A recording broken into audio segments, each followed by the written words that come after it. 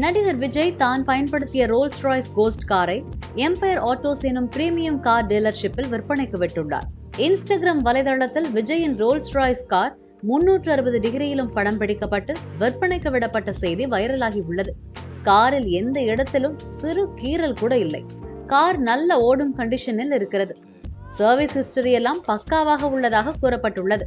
காரில் உள்ள எலக்ட்ரானிக் சமாச்சாரங்கள் எல்லாம் கோளாறு இல்லாமல் பக்காவாக வேலை செய்கின்றன என்றும், ரோல்ஸ் ராய்ஸ் கம்பெனியின் ஃபேக்டரி ஃபிட்டட் சமாச்சாரங்கள் எதிலும் கை வைக்கவில்லை என்றும் காரை பற்றி தெரிவித்துள்ளனர். காரின் விலை 2,60,00,000 என்றும் குறிப்பிடப்பட்டுள்ளது. மினி கூப்பர், இனோவா, BMW என்று பல கார்கள் வைத்திருந்தாலும் விஜய் இந்த காரை அவரேதான் செல்ஃப் டிரைவ் செய்வது வழக்கம். பொது நிகழ்ச்சிகள், சினிமா ஈவென்ட்டுகள் போன்றவற்றுக்கு இந்த ரோல்ஸ் ராய்ஸ் கோஸ்ட் காரை தான் நடிகர் விஜய் பயன்படுத்துவார்.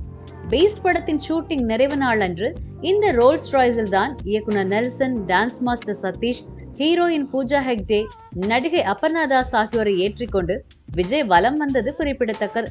இந்த காருக்கான வரி செலுத்துவதில் ஏற்பட்ட பிரச்சனையில் நடிகர் விஜய்க்கு கெட்ட பெயர் வந்ததால் விற்க முடிவு செய்ததாக கூறப்படுகிறது.